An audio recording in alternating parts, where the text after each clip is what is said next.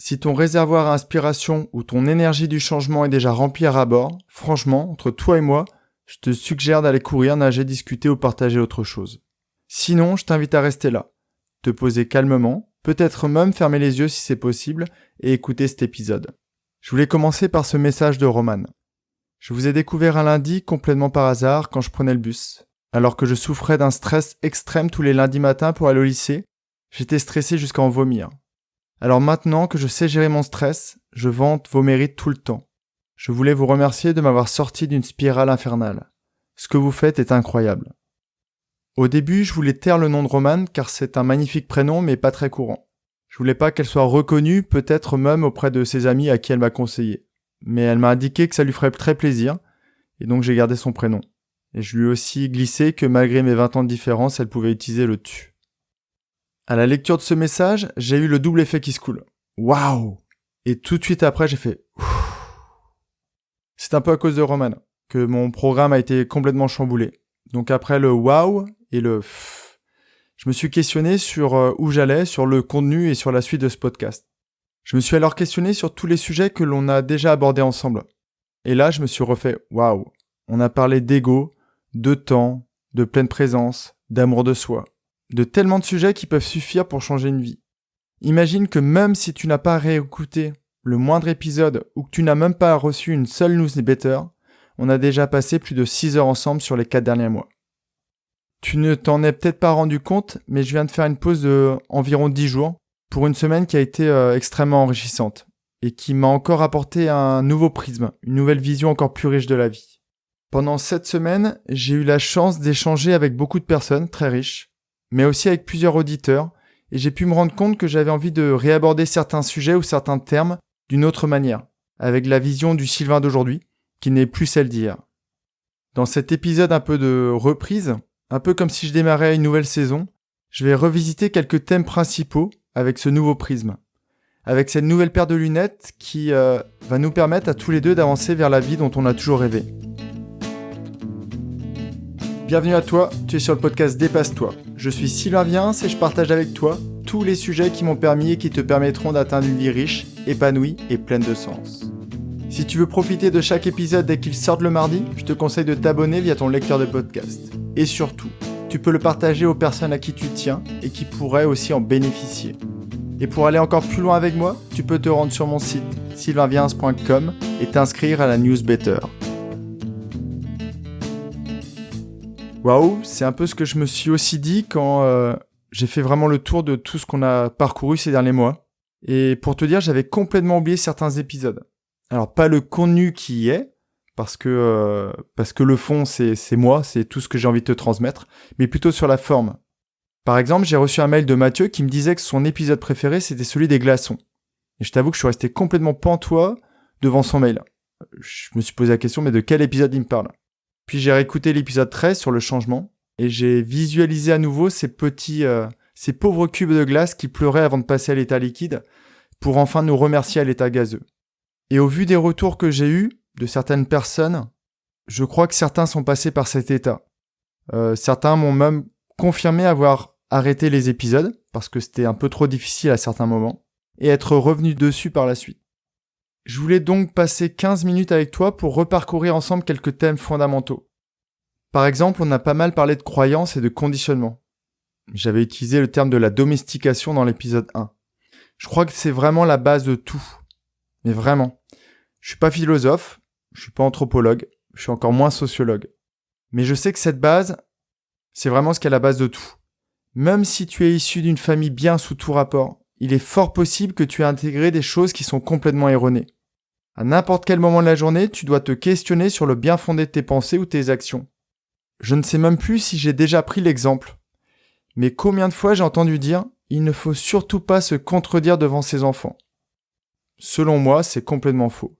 Le faire, sans rentrer bien sûr dans les extrêmes, jusqu'à la crise de ménage, c'est dire à ton enfant « l'adulte n'a pas toujours raison » et il est important que tu aies un esprit critique. Ce qui lui permettra par la suite de ne pas tout accepter comme réalité. Ça va peut-être te choquer, mais ma petite fille de 7 ans, Manon, participe à des partages d'opinions ou à des choix, à des options qu'on aurait à choisir entre sa maman et moi, son papa. Cette déconstruction mentale que je te conseille, qui est relativement compliquée. Il faut prendre beaucoup de hauteur. Elle va te permettre de voir que tu as toutes les ressources en toi pour te construire une nouvelle base. Et pas forcément te baser sur tes anciennes croyances.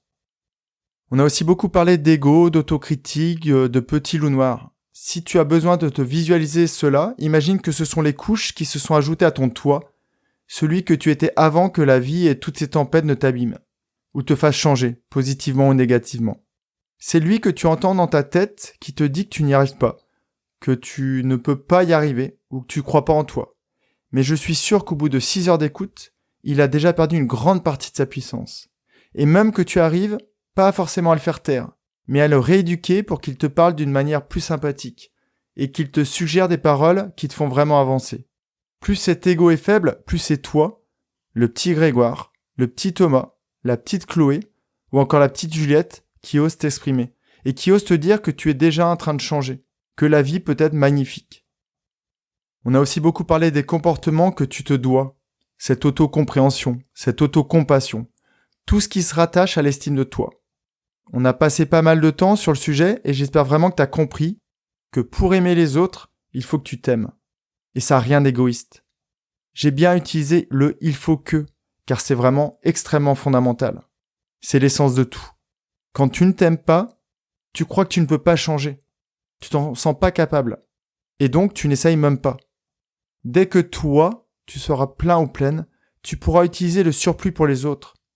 Ce n'est plus les dépendances que tu auras créées entre toi et ton entourage qui te nourriront. Tu auras accès à un véritable amour. Il n'y aura plus de jalousie, il n'y aura plus de rancœur, il n'y aura plus besoin de cette petite contrepartie quand tu fais quelque chose pour l'autre. Rappelle-toi, le jour où tu arriveras à te lancer des fleurs en public, c'est gagné.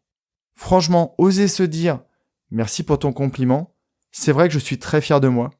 C'est vraiment un sentiment hyper profond, unique et vraiment tellement fort. Mais pour ce faire, il faut que quelquefois, tu te fasses mal.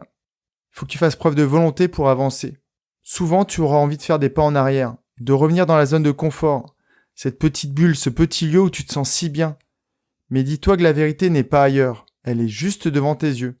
Peut-être des fois derrière cette paroi de plexiglas que tu t'es imposée et qui te fige. Cette fois, cette paroi te protège, mais combien de fois elle t'a bloqué? Elle t'a confiné dans une situation que tu n'avais pas choisie ou qui ne t'est plus confortable et qui a pu l'être à un certain moment de ta vie. Assume pleinement la responsabilité de ta vie. Caresse de temps en temps ton petit loup noir, mais surtout, s'il te plaît, câline beaucoup plus ton petit loup blanc. C'est lui qui va te faire avancer. C'est lui qui va te permettre de passer à l'action. Et je te rappelle que ce sont tes actions qui vont créer ta réalité qui t'entoure. La vraie réalité. Cette dernière peut bouger tous les jours. Un nouvel apprentissage, une nouvelle rencontre, un nouvel échec, un nouvel épisode. Et c'est ça qui va te permettre de comprendre quelque chose. N'aie pas peur de tomber. N'aie pas peur de te vautrer. Et j'insiste bien sur ce terme. Car même s'il y a des gens autour de toi qui se moquent, c'est comme ça que tu vas te relever. Plus fort, plus grand et plus sensé. J'espère que l'épisode de Noël t'a permis de comprendre une compétence clé de la vie, c'est l'accueil. Tu ne t'oublies plus, tu ne t'effaces plus. Tu ne combats plus. Tu accueilles et tu avances. Il faut aussi accepter de prendre la responsabilité de sa vie. Il ne faut pas se voiler la face, c'est pas tout le temps à cause des autres. Il faut s'écouter. Quelquefois, c'est hyper compliqué. Par exemple, j'ai hésité à supprimer ma capsule sur le burn-out, car j'ai eu des retours relativement difficiles de personnes qui étaient complètement embourbées, et qui m'ont même avoué avoir pleuré à l'écoute de cet épisode. Je m'en suis voulu dans un premier temps, mais aujourd'hui je ne regrette rien, car ces personnes ont enfin ouvert les yeux, et c'est franchement pas tout le temps évident. Malheureusement, je pense que tu l'as compris, la magie, l'effet, ça n'existe pas, et à chaque fois que tu reproduis un comportement, tu obtiendras le même résultat. J'apprécie me dire que tu m'entends, mais j'espère vraiment que tu m'écoutes. Et que tu agis. Sans le passage à l'action, rien ne changera. Et si jamais un jour tu fais découvrir mon podcast à un ami, et qui te dit que j'ai une voix désagréable, ou même que j'ai une voix de merde, que mon contenu est complètement pourri, insiste bien sur le fait qu'il y a plein d'autres sources. Des livres, des personnes autour de lui, qui peuvent lui permettre de se changer et peut-être même d'avancer. Et je suis sûr que toi, tu en es déjà capable. Quand je te dis que j'ai oublié le contenu de mon podcast, c'est pas vrai. C'est que j'ai simplement libéré un petit peu de place dans mon esprit qui était trop plein d'idées. Elles étaient super chouettes, Mais en fait, ça me laissait plus d'autre place pour apprendre d'autres choses et en continuer d'évoluer. Je te conseille de faire pareil. Écris, jardine, peins, chante, dessine, tague les murs, transpire, pour que tu puisses vraiment exprimer tout ce que tu as au fond de toi.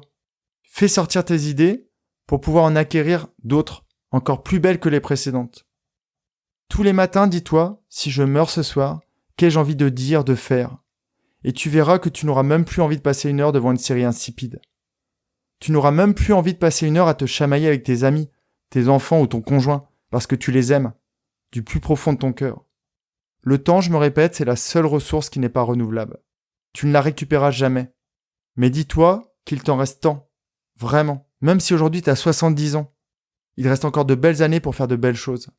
Pour t'aimer, aimer les autres, changer et peut-être même aider les autres à changer. Rassure-toi, je ne suis pas un sachant, je te propose juste des idées, des axes de réflexion, des pistes pour que tu puisses changer et de continuer à le faire tout seul de manière autonome. Tu peux te dire, je n'ai pas envie de changer, pourquoi chercher toujours à être meilleur ? J'ai une réponse toute faite, enfin plutôt une question. Le monde va-t-il bien autour de nous ?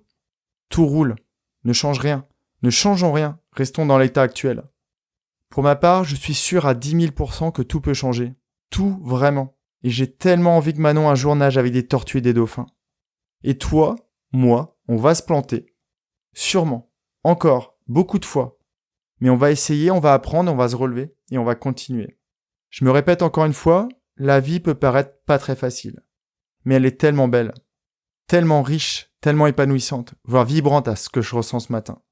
Reprends le contrôle de toi. Éveille-toi. Dépasse-toi tous les jours, tous les matins, tous les soirs. Et la vie ne deviendra encore que plus belle. Et encore une fois, il n'y a rien d'incroyable dans ce que je dis, comme le suggérait Roman dans son commentaire, dans son petit mail.